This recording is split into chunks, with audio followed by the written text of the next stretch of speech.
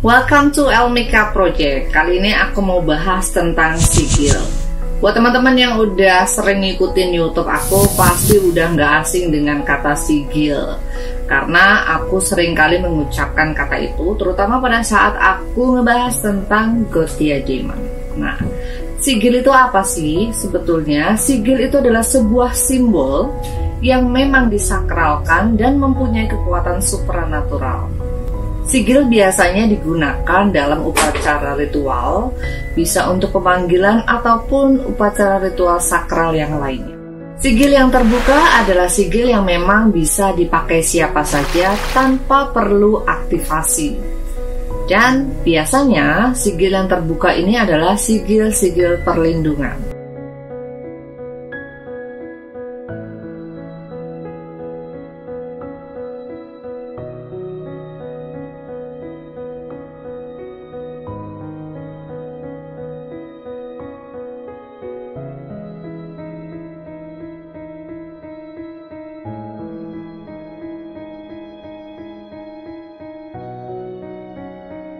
Dan untuk sigil yang terkunci, ini adalah sebuah sigil yang memang diciptakan oleh praktisinya khusus untuk dia pakai sendiri ataupun diberikan kepada orang yang memang sudah diberi hak untuk menggunakannya. Sigil semacam ini biasanya adalah sigil keilmuan dan memang biasanya membutuhkan aktivasi karena balik lagi, ini adalah sigil yang memang sengaja dikunci oleh si pembuatnya. Jadi tidak sembarang orang bisa pakai. Kalaupun kalian bisa gambar, kalian bisa pakai sebagai aksesoris misalnya, itu tidak akan membawa efek apapun. Kecuali kalau sigil itu telah diaktifasi.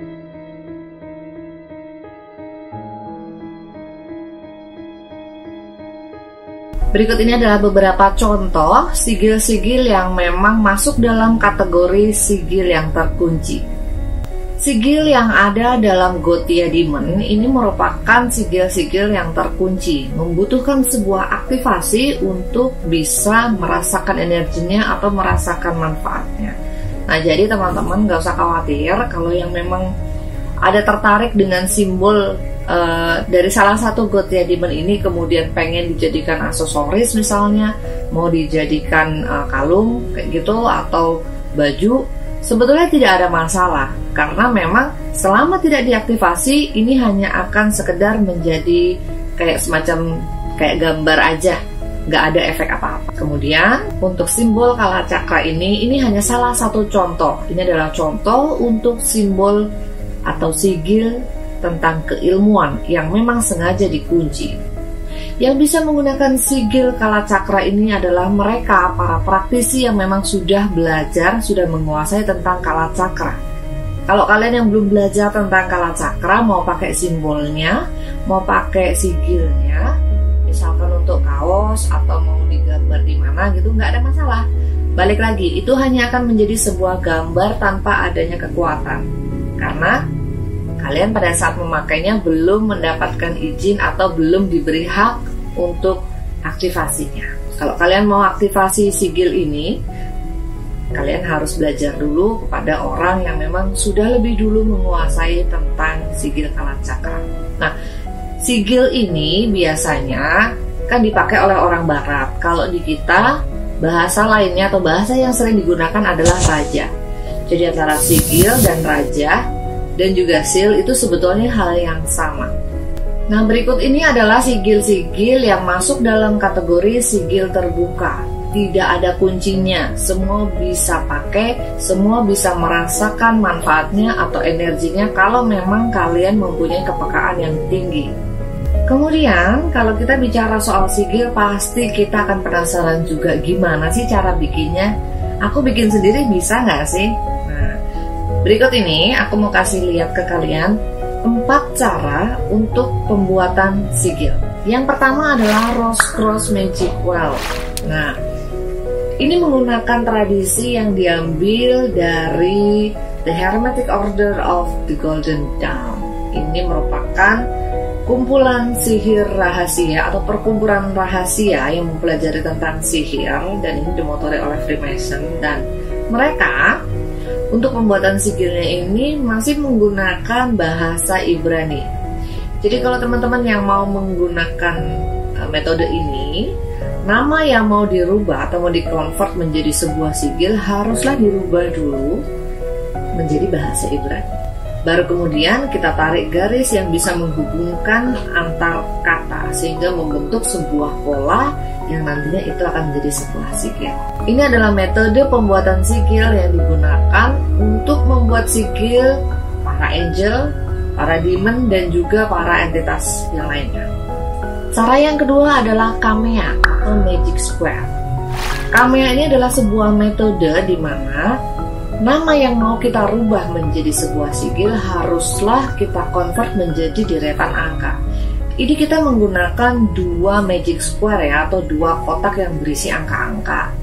Nah, yang pertama kita rubah dulu kata yang mau kita jadikan sigil menjadi deretan angka-angka. Kalau sudah ketemu urutan angkanya, baru kita masukkan kepada kotakan yang kedua. Kita tarik garis antar angka sehingga membentuk sebuah pola dan jadilah sebuah sigil. Pembuatan sigil menggunakan metode Kamea atau Magic Square banyak digunakan untuk membuat sigil-sigil witchcraft. Metode pembuatan sigil yang ketiga adalah menggunakan metode Chaos Magic Sigil Generator. Sigil yang dibuat menggunakan metode Chaos Magic Sigil Generator ini bukanlah sigil yang berupa nama atau bukan sigil untuk identitas kayak semacam sigil Gothia gitu kan, untuk identitas atau untuk nama ya. Nah, sigil-sigil yang dibuat menggunakan Chaos Magic Sigil Generator ini merupakan deretan mantra atau keilmuan yang memang dirubah menjadi sebuah sigil. Para praktisi Chaos Magic bisa menggunakan sigil jenis ini dimanapun dan kapanpun mereka mau. Pakai media ataupun tidak pakai media itu nggak ada masalah buat mereka. Jadi nggak perlu lagi mereka menghafalkan mantra yang panjang lebar, karena sudah diramu jadi satu, dirangkum menjadi sebuah sigil. Mereka cukup menggambarkan sigil yang memang dibutuhkan. Metode menggunakan Chaos Magic Sigil Generator ini terbilang cukup mudah. Jadi kita memang hanya sekedar memasukkan kalimat ataupun kata yang mau dirubah itu ke dalam lingkaran yang sudah tersedia. Nah, huruf-huruf yang ada di sana kita rangkai menjadi satu, kita tarik garis sehingga membentuk sebuah pola dan menjadi sebuah sigil yang punya kekuatan supranatural. Metode yang keempat adalah Magic Scratches. Magic Scratches ini adalah sebuah metode yang memang mengandalkan intuisi dan juga mengandalkan kreativitas dari para pembuatnya. Sigil-sigil yang dihasilkan melalui metode ini merupakan sigil yang memang dihasilkan dari hasil meditasi tingkat tinggi atau meditasi yang sudah mencapai samadhi. Jadi memang goresan-goresan ini bukanlah goresan sembarangan, tapi memang sesuatu yang mereka dapatkan melalui intuisinya, melalui alam meditasinya. Salah satu contoh sigil yang menggunakan metode ini adalah sigil-sigil yang terdapat dalam keilmuan Reiki. Namun di dalam Reiki mereka tidak menyebutnya sebagai sigil, melainkan sebagai simbol Reiki. Nah, itu adalah 4 metode yang bisa aku share buat kalian. Sebetulnya ada banyak sekali metode, cuman 4 ini yang aku bilang paling mudah untuk dimengerti ya, dibandingkan metode-metode lain yang lebih rumit lagi. Dan kalau kalian mau mencoba untuk membuat sigil, misalkan nama kalian dibikin sigil, boleh silahkan dicoba di rumah, tidak ada masalah. Silahkan gunakan metode yang kalian dari keempat ini yang paling mudah. Metode pembuatannya sudah, sekarang bicara soal fungsi dari sebuah sigil. Sigil itu mempunyai 2 macam fungsi. Yang pertama, dia sebagai identitas. Identitas ini bisa untuk makhluk astral, bisa untuk malaikat, bisa juga identitas untuk para ancestor yang memang punya keilmuan tinggi, yang punya kemampuan tinggi, yang memang sudah mendahului kita. Biasanya mereka memang punya kayak semacam sigil pribadi yang itu diturunkan kepada para muridnya, jadi mempermudah untuk channeling keilmuannya. Itu yang pertama. Kemudian yang kedua, sigil itu fungsinya untuk meramu atau merangkum sebuah keilmuan menjadi goresan sederhana yang mempunyai kekuatan supranatural. Jadi, dengan adanya video ini aku harap teman-teman bisa mengerti bahwa sigil itu tidak mengandung makhluk astral. Sigil itu tidak mengandung demon. Sigil itu tidak mengandung kekuatan jahat. Karena sigil itu adalah sebuah identitas.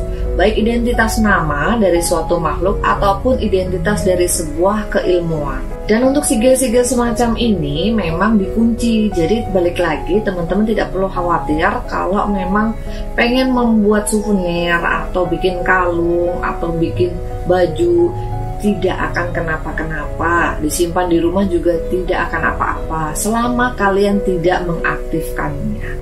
Cara aktivasi sigil seperti apa? Caranya adalah kalian harus belajar kepada guru kalian. Kalian harus belajar kepada orang yang memang menurunkan sigil itu kepada kalian.